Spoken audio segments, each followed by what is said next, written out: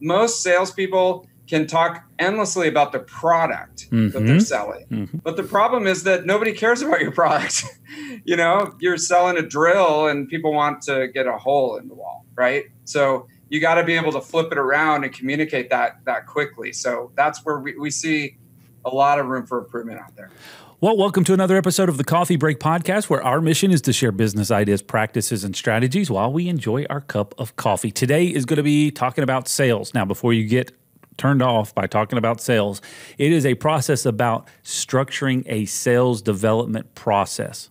I'm pretty intrigued by it. We've got a lot of great information coming at you, so I want to make sure that you're prepared for it. If you're running any type of a business or you're inside of a business organization and you're just trying to figure out our sales process is a little out of kilter, we're not quite exactly sure how it's working, or we feel like we need to improve the process quite a bit because we're getting some opportunities coming in, but we don't quite exactly know where they're coming from or how to replicate them.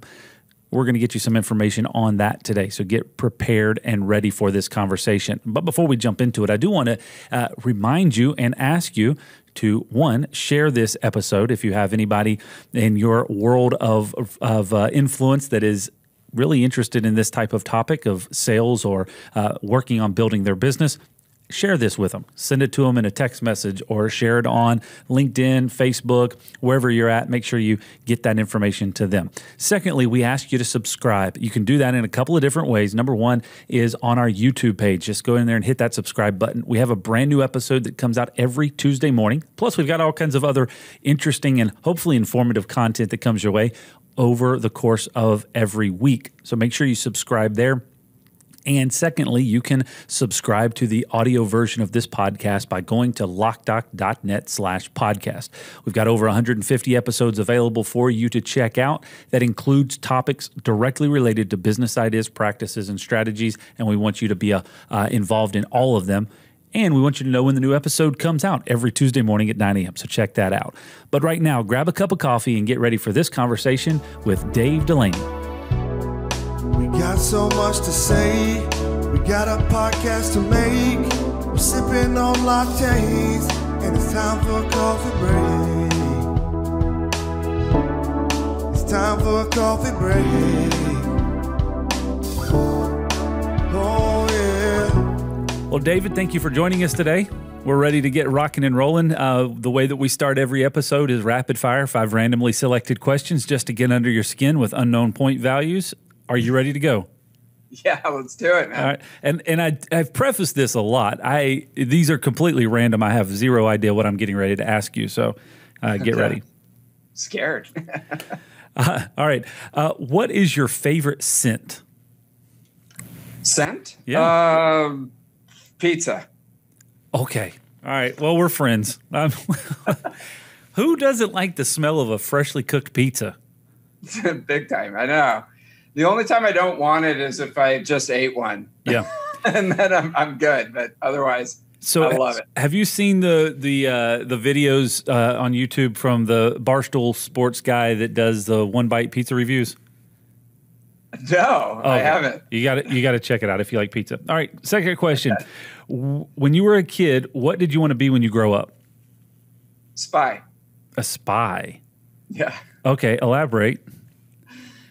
Oh, I mean, James Bond, right? And actually, this is controversial. So I came up with the Roger Moore version of James Bond, right? Okay. So it's a dark horse. You know, a lot of people have really strong opinions, but for me, Roger Moore is James Bond, and I wanted to be him. Yeah. And then I realized what it takes to get into the CIA. It's not an easy, it's not an easy process. We could do a whole podcast about that. And so went into, consulting instead. But seriously, you went down the path of trying to get into the CIA or thinking about it. I checked it out. Really? Yeah, I checked it out. Definitely. And it's a rigorous process. They don't let just anybody. It's not just like sign up and get started tomorrow type thing. No, you would think. I mean, maybe I could become like an informant or something. I think I might be qualified for that, but that's about it. Oh, that's great. All right. Question number 3. Where do you spend most of your day? On Zoom, Zoom and Slack. Yeah. These days.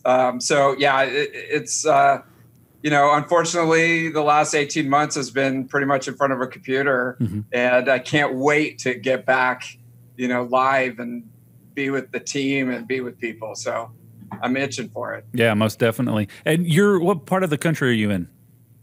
Yeah, so I live just south of San Francisco. Okay, very cool. California. Yeah. So. We got to visit that side of the country. We're in North Carolina, so we got to visit that side of the country a couple of years back, and it was a really cool time. Very cool. All right, next one. Would you prefer luxury beach vacation or backpacking? Oh God, luxury beach vacation for sure. Yeah. Yeah. Oh yeah. God, I went all the way through Boy Scouts. And, now my son is getting into it. I'm like, when are we doing the 50 miler? Yeah. We did like a 50 miler where you live out of a backpack. Right now, I'm totally down for give me a cold drink, sit me next to a pool with a book. I'm good. There you have it. All right. Last question. Do you have a guilty pleasure? And if so, what is it? Oh, what is my guilty pleasure? Costco chicken bakes. Okay. And this is exciting. If anybody hasn't had a Costco chicken bake. That is like the best answer. And I know exactly what you're talking about. And I'm like, oh, that's hilarious. I've never tasted one, but they look really good. Oh, you're missing out. So you never get the hot dog or the pizza. And even though, like I said, I like pizza, I always go for the chicken bake. Pro tip though, they just started selling them, boxed and frozen. And really? They're probably going to make their next billion right there because we got a box and it's good. Chicken bake, Costco chicken bake at home. All right. Oh yeah. I've learned, if nothing else today, I've learned something absolutely practical. Yeah. This is what we're about here, bringing value to our listeners. We talk about talking about business ideas, practices, and strategies, and we'll have to tag in there great Costco finds. Very cool. Well, you passed 5 rapid fire questions. We'll give you a score of 693. So congratulations on the score. That's not bad. Yeah, especially when the scale is unknown. Well, let's kind of jump into it. Again, we appreciate you being here today. Your company is called Tenbound. Am I pronouncing that correctly, or did I mess it all up? No, you got it. Now, give me the background behind the name because I'm intrigued. Yeah, so we'll talk about this, but we focus on sales development. So the front end of the sales process and prospecting, cold calling. Following up on inbound leads. And the shorthand for it is you're going outbound, to make the calls or knock on doors, or you're going inbound where the leads are coming to you and and I wanted to call it all bound, because we were going to be all over, the sales development industry. And all bound was taken, unfortunately, but a quick Google search said that Tenbound was still available. Okay. Right? So 10X, your sales development with Tenbound. So we took it and never looked back. I got it. All right. That was what I was thinking that it was going after, but I wasn't quite sure. So I wanted to get it directly from. It's interesting now how much Google commands the names of our businesses, right? We were working on a process here recently of a kind of a spin up that we're working on and trying to come up with a unique name that was not so ambiguous, right? But it had to have some relevancy, and it's tough now because there's a lot of them out there.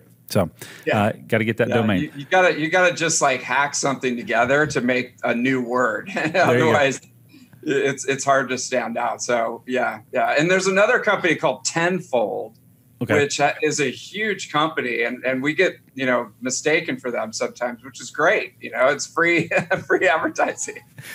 I like it. Well, very cool. So your focus on the sales process, or I guess developing a sales cycle, sales process, and kind of managing it, kind of spinning it up. I'm trying to think in context.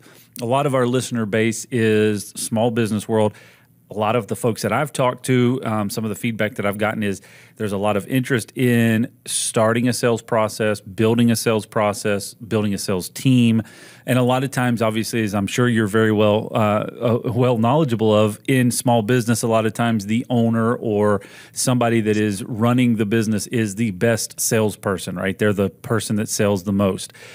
And I think there's a lot of people, and that's one of the reasons I'm really interested in this conversation today. I think that there's a lot of businesses out there that are very interested in, okay, I've struggled with the sales process up to this point, and I really want to figure out a way to make it better, but how do I get started? Because what's the liability of putting bad salespeople out there versus the liability of selling the wrong solutions or whatever? So kind of walk me through, and I think maybe a way to get started on it is understanding a bigger philosophy. So, we like to a lot of times go to bigger organizations that have worked this out, for years, and kind of take those models and then kind of digest it. So what is a typical, in your world, what's the typical kind of structure for a sales organization? Yeah, absolutely. So, and we're here in Silicon Valley, so all of our clients are software companies, 100%. And so, software companies have a way of structuring their sales process where they break out the sales team into 3 distinct departments. Okay. So they've got the sales development team, which is wholly focused on building sales pipeline. So setting up meetings for the next part of the process, which is the account executive team, which is the salespeople who take those meetings and convert them into qualified pipeline and hopefully get the contract signed. Mm-hmm. Then they take that and hand it over to the customer success team, who makes sure that they never cancel their subscription. Yep. That's essentially what their job is. And so we really focus on that front end sales development team and the sales development process and provide, content and information and advice on how to do that. So for the small business owner, as you're thinking about it, I think the first thing is getting a readout on where you are in the overall picture. Do you have you're the one salesperson? Do you have a team of salespeople? Is it getting bigger to the point where there's a sales manager?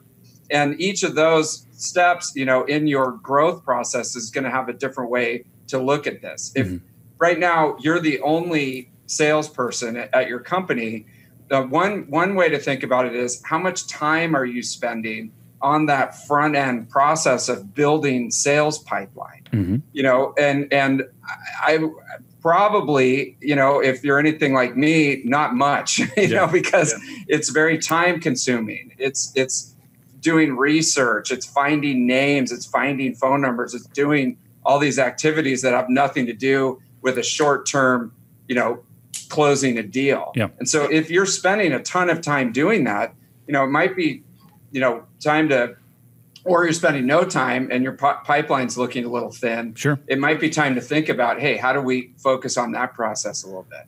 I appreciate you lining that out. And again, trying to take some of the strategy or the structure the framework, I guess, that you just lined out, and trying to put it into context for, even our business, but other businesses that would be in a kind of a similar state. Yeah. The sales development funnel for us, and just to kind of keep that in comparison, and you're talking about outbound activities, I'm imagining. I mean, there's some inbound based off of, whatever advertisement or SEO or whatever. So you've got some inbound and outbound happening. Is that kind of what? Am I understanding that correctly? Yeah, exactly. So that's what we really focus on. That optimizing both of those processes. And if you're lucky enough to get inbound leads, or you're doing a good job with marketing, you want to make sure that none of those are falling through the cracks. And, all those are like gold, right? So that you're getting as much value from all that marketing that you're doing, and you're not leaving any of those leads behind. So making sure that process is on point. And then what do you do when the inbound leads run out? That now, we don't have enough sales appointments, we don't have enough pipeline, we got to go outbound. So it's like, how do we, optimize that process? So starting from that point, because this is, I'm building a lot here, and I'm trying to process all this. The inbound stuff, especially in our business, and again, trying to keep things contextual, inbound for us is not necessarily an issue. Inbound happens very regularly.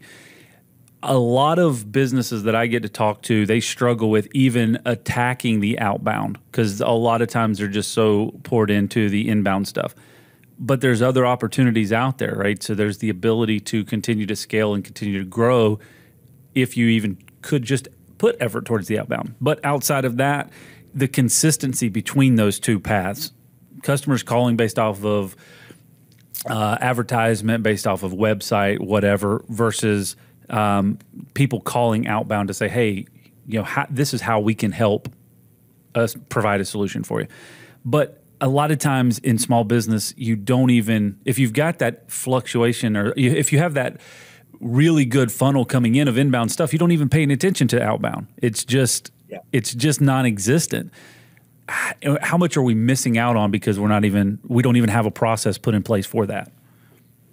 Yeah, I mean, it's something to think about, right? Because in a perfect world, your marketing would be all dialed in and it would just go right into a funnel and they'd swipe their credit card and, you could we'll go to that beach, right? That we were talking about, like sit on the beach. And I mean, building a small business is so hard. Like there's so many different things that you're trying to figure out. But if that is on point and you feel like that process is working really well, but you just need more sales appointments. You need more pipeline. You're not going to reach your goal based on the pipeline that's being created by that inbound funnel.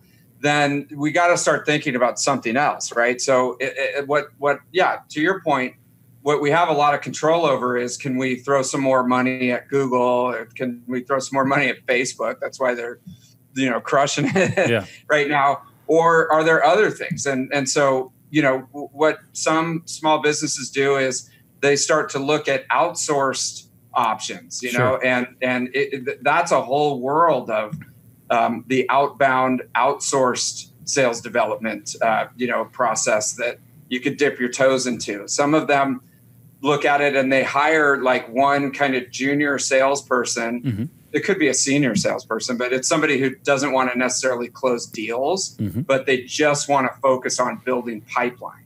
And just, you give them all the information that you can and have them start going for it. So there's a lot of different options that you could potentially do to build the pipeline, just depending on what's going on with your company. Okay. So let's move into that. So say, I'm in a position where I say, okay, we want to start to build a structure for some outbound activity. We feel okay with the inbound. We want to make it better always, but we want to really spin up an outbound. The cold calls, getting appointments scheduled for opportunities, because we already have, our account executive team, or what we call them, account management team, right? So we have that in place, but now we need to drive opportunities for them. What are some things that you're going to start to look at and say, hey, here's some things that you need to be aware of. Here's some questions you need to start asking. How do you start that process? What's kind of the preliminary checklist that we need to be thinking of? Yeah, I mean, and it can be a little bit overwhelming to think about it. So try to chunk it down into like manageable parts. And I'll just say, start a Google Doc, start a Word document, whatever you use, and call it your Outbound Playbook.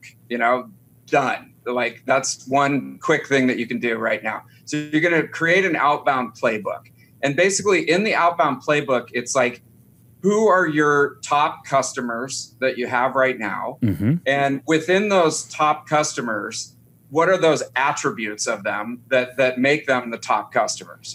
What industry are they in? How big are they? What departments do they have? What constitutes that from an account level? So the companies. And again, we're all B2B here, so I don't know anything about B2C, but from a B2B perspective, what are those top accounts? Yep. Okay, now next level. Within those accounts, who are the top 3 people that you usually need to talk to make a deal happen? So we just kind of bucket them down. Who's the decision maker? Who's the influencer or champion? And then who would be kind of the end user of your product. Mm-hmm. And you got to get some kind of like straw man of those people. Who are they? What are their usual titles? What are their usual pain points? Right? Okay. So now we've got those.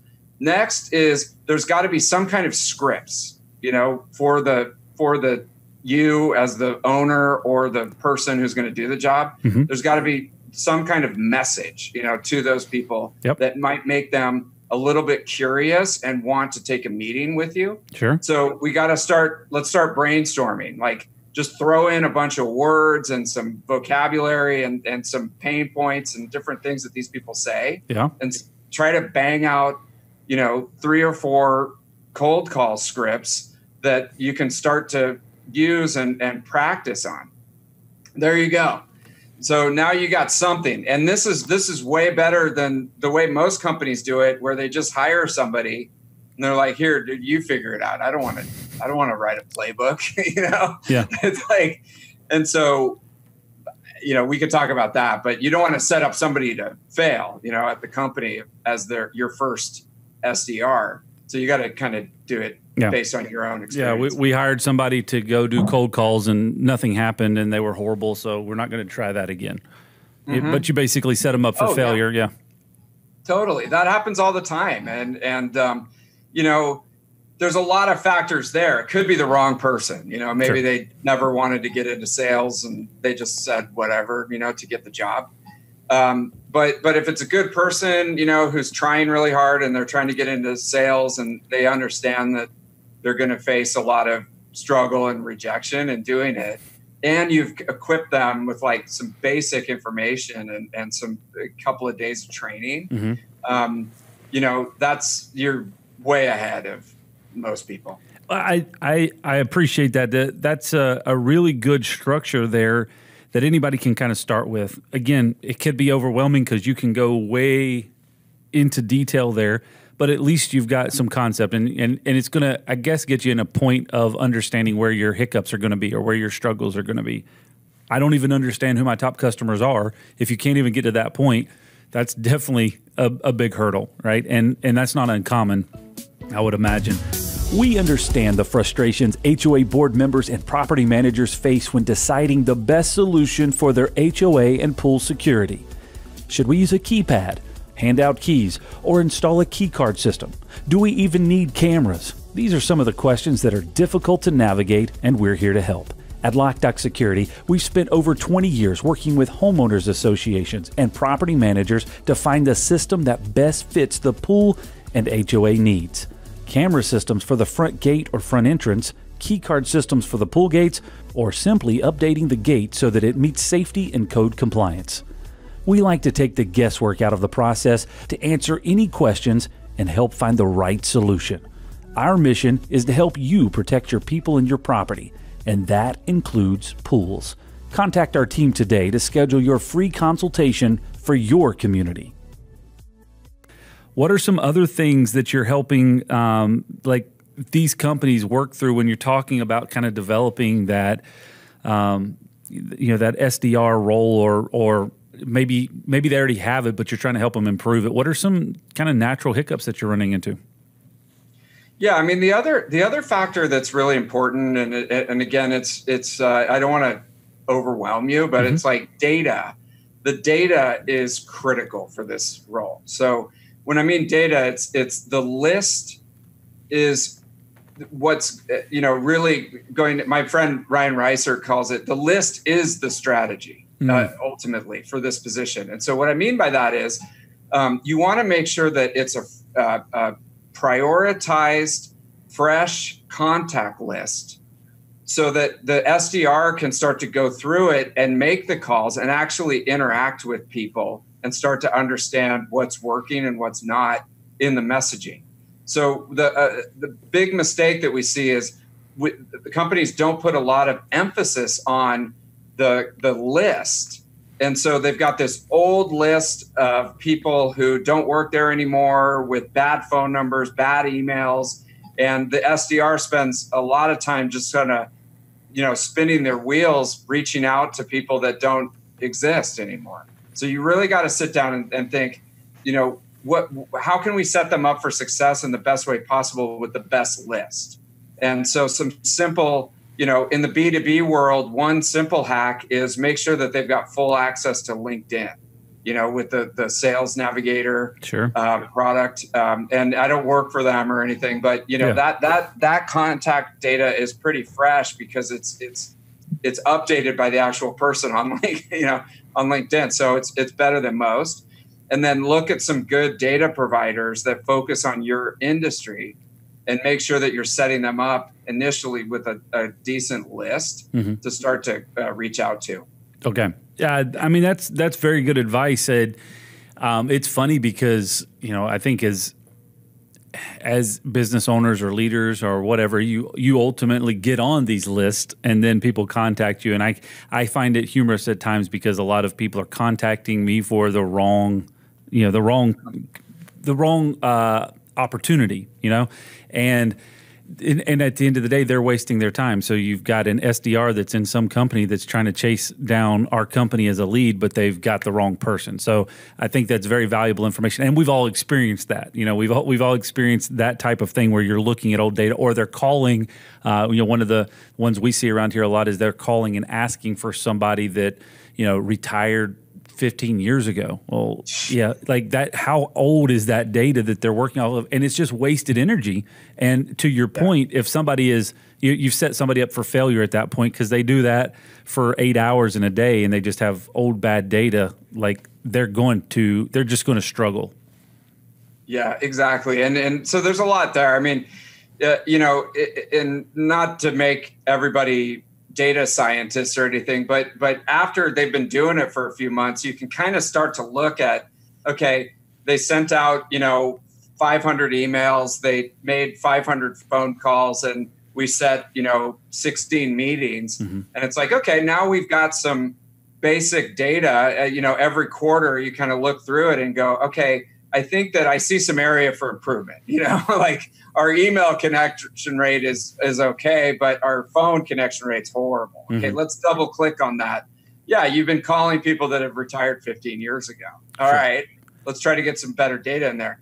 On the flip side of that, I mean, people get scared, because they want everything to be exactly perfect before. And a lot of it is, experimentation and rejection. To be honest, in sales development.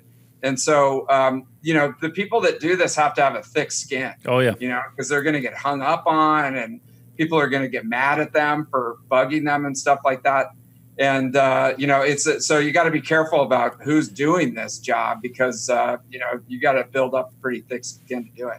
Yeah, we had a conversation. It was actually a podcast episode a couple of years back where there was a property management company that had learned that the hard way. Certain property managers, personality types that are looking for constant affirmation and reassurance that they're doing a good job, they are never going to be successful in a property management role because in property management, you're just being constantly told how you're doing a poor job by the tenants and the customers, right? So if that's if you're looking for constant affirmation, then you probably should look at a different career. I would imagine same thing goes true in the in that sales development role. If you're looking for constant affirmation, it's probably not the role for you. But somebody that's looking for a challenge. So exactly especially outbound. I mean, outbound. Sorry, I was just going to say outbound is going outbound and getting beat up a little bit, and stuff like that. Inbound, is, and a lot of companies, once they get to a certain size, they break the role into two. Yeah. So they've got an outbound team and an inbound team. And we always recommend, hey, it's a completely different personality type, because the inbound is more analytical and making sure that all the, I's are dotted or whatever, T's are crossed, everybody's followed up on, and they're almost like a customer service type of mentality to make sure that that inbound gets taken care of. Outbound is like, So when it comes to that process, so you're working on helping develop kind of these strategies, Is the data management part, is that a big chunk of what you're bringing to the table, is helping them understand how to collect data and how to manage the data?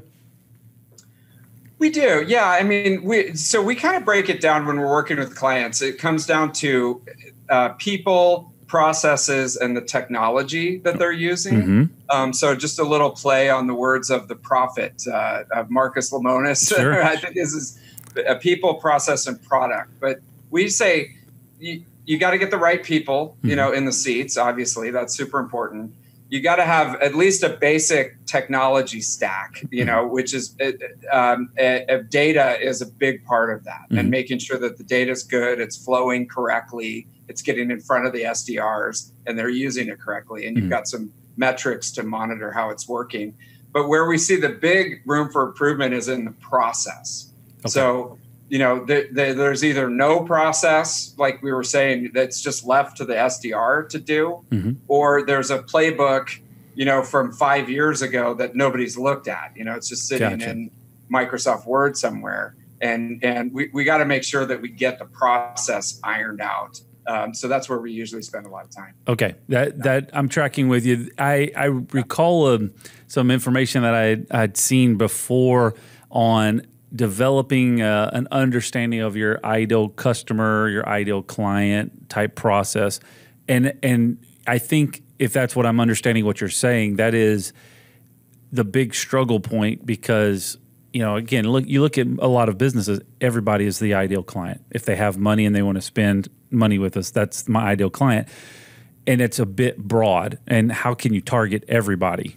So finding, and again, you can correct me if I'm off base here, if I'm off target. But if what I'm hearing you say is get serious and get somebody to help coach you through who are my ideal customers.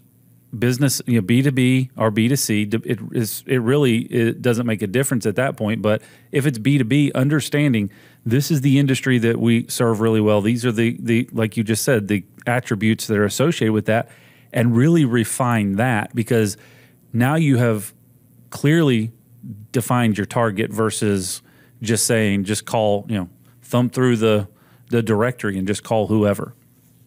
Right. And it depends on your business. So you might have a huge wide funnel of millions of people, or just, you only call on like 50 huge accounts, right? So everybody's got a different one. But one litmus test that we always use is just walk up to a salesperson or an SDR and say, okay, give me the top 3 attributes of your ideal account profile. Okay, boom, can you? Next, give me the top 3, players, the decision maker, the influencer, and the user. Tell me about them. Yep. Okay, can you? And then the next one is, of those, like, pick one of those. What are their top 3 pain points? Like, what are their biggest problems, universally, that they're usually trying to solve? And, if they can answer all that, then we're basically done. Because they're essentially way ahead of the game. Most salespeople can talk endlessly about the product that they're selling. But the problem is that nobody cares about your product. You're selling a drill and people want to get a hole in the wall, right? So you got to be able to flip it around and communicate that quickly. So that's where we see a lot of room for improvement out there. Can you copy this key? That's a question we get asked about 3,422 times a year. And how can you actually be sure that the person who asked that question is supposed to get a copy of that key? Well, we think you should always know who can copy your keys to your business and your home, because it could be your neighbor, an old employee, a contractor, or even worse, your mother-in-law. At Loc-Doc Security, we believe in protected key systems, so you always know who has a copy of your key. To find out more, visit locdoc.net or stop by our Charlotte location. Loc-Doc Security, helping you protect your people and your property. You just tapped in on one of my quirks, and we've been talking about this a lot internally and externally. We want to talk less about, and it's just kind of overall marketing, but we want to talk less about the product that we offer and more of the problem that our product solves, right? Just kind of flipping that conversation around. That's exactly what I just heard you say, is all too often we get bogged down into the stats and dats of what our product is, and we totally miss the mark on the problem that it helps our customers solve. How are you helping bring more awareness to that? Because you just kind of brought that up. You just kind of soft tossed that up and like, hey, this is a really big nugget here. How are you helping to draw awareness to that? Or are you just trying to pound it in people's heads? Like, what's the process for saying you're talking about the wrong thing and let's kind of shift the conversation? Yeah, I mean, so awareness is the first thing. So we'll go back to the playbook. I mean, can we bust that out and look at the information that you have in your head? So I'm sure that a great founder is a great salesperson. There's probably a lot of great salespeople that are on the call, and they just know it intuitively. Yeah, you know, they live intuitively in the problems of their customers. That's why they're so great at sales. Sure, because they really understand what, I mean, to be cliched, like what keeps them up at night, what's a pain in the neck, what do they hate? You know, and they go straight into that, and they might not even talk about their product until the end, you know, and say, okay, you know, they're just great at discovery, you know, pulling out those pain points of what that all means. And so, you know, the quick takeaway for this is make sure that you have that information down on paper or on pixels, and that you're sharing that with, especially the junior, you know, the SDRs and the junior salespeople, because, you know, if they can really go deep into the problems of the customers, then that changes everything. It changes the messaging, it changes the questions that they ask, it changes the way that they're interacting with people, because they're flipping from like a vendor, you know, to a problem solver that could potentially really, you know, increase their pipeline, you know, because they're having better conversations. Right. So how do you do it? Step one, get it down on paper. Step two is you got to go out and talk to the people that are your customers or your potential customers, and just ask them a bunch of open-ended questions about what their problems are. Try to dig into, you know, a day in the life and what bugs them, what drives them crazy, what they hate about their job, and other things, you know. Sure. Sure, why not? Everybody's got tons of problems. Exactly. So you just got to be able to dig that out. So I want to give, because I'm listening to what you're saying, and I want to try to tie a practical application to it, because I'm fearful that maybe oftentimes I get a little too vague in a description. So as a business owner, one of when it comes to managing a fleet, so we're in a service business here. We have service vans that drive around. And one of the frustrations with dealing with that is purchasing the actual vehicles, right? The documentation associated with it.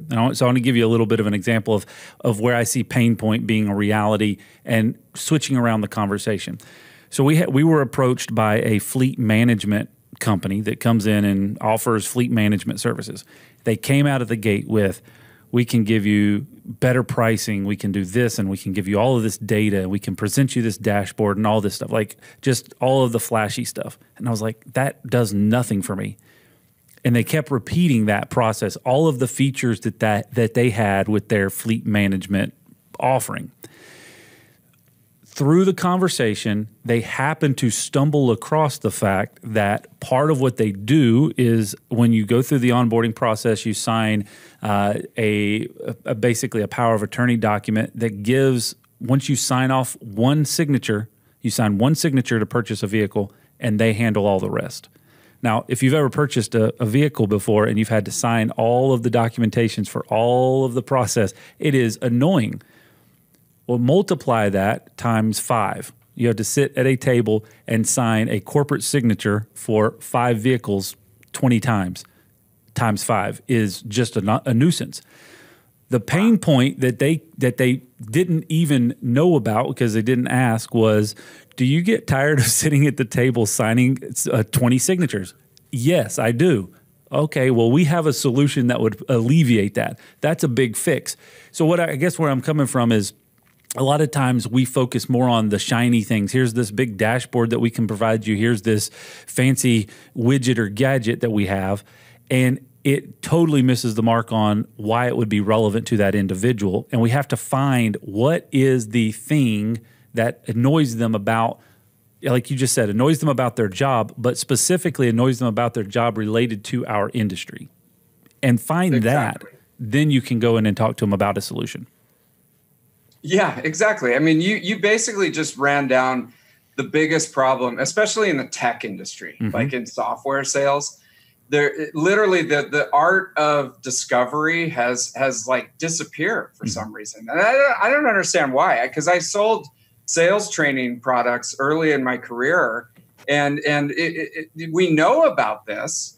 That we need to get amazing at asking open-ended questions and drawing out the pain points and the problems that people have. And for some reason, I think we've just gotten so enamored with the dashboards and the shiny, buttons and all this stuff that people just, we used to call it show up and throw up, and it's just, it's like such a huge opportunity for people to stand out.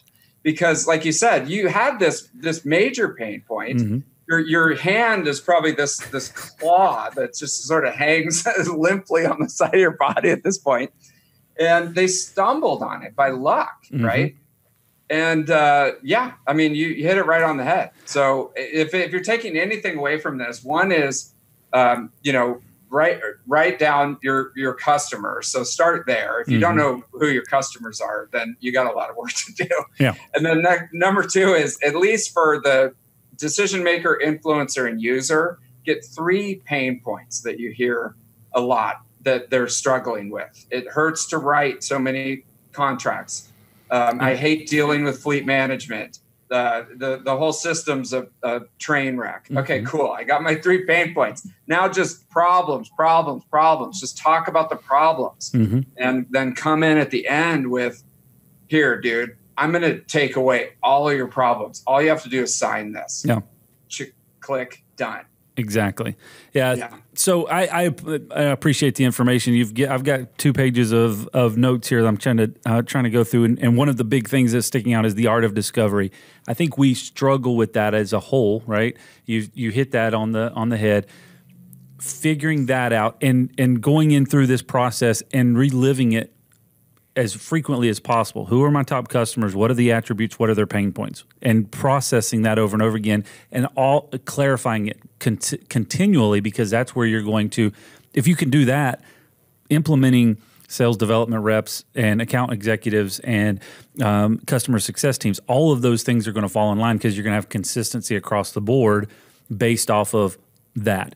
And I think we start at the other, it's very easy to start it the other way. And the phrase that comes to mind is, if it was easy, everybody would be doing it. So if it was easy to come up with all this information, everybody would be doing it, but they're not. So now here's our challenge as business owners, business leaders, to come in and say, okay, this is what we need to focus here, and then we can implement all these other things. But we have to do the hard work first to get prepared and then ready to go out to market. Exactly. Yeah.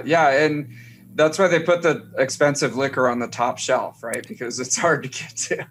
So none of this stuff is easy, but it's worth it. I mean, if you think about it, you could revolutionize the company, really, because if you go from, I've got this amazing product and I'm just trying to sell a product that nobody cares about. They care about their problems. Yep. And they need help fixing their problems. And so that could go all the way through from sales to the product development that you're doing.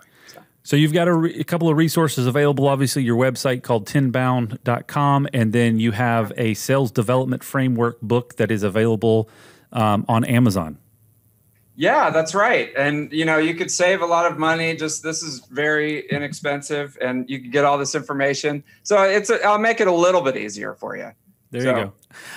I tell everybody all the time to make sure you click the affiliates link so I can get my commission off of it. And I don't actually have an affiliates link, which is the bummer. Hey, Dave, thanks again for joining us today. Man, lots of great information. I've got my notes. I'm going to start working on it in our organization, make sure we're refining this and really revisit our top customers, attributes, and the decision makers, and mostly those pain points, working on that art of discovery. So thank you very much for sharing that information with us today. As a reminder, brand new episode every Tuesday morning at 9 a.m. Make sure you're subscribed, Loc-Doc.net/podcast, and we'll see you next time.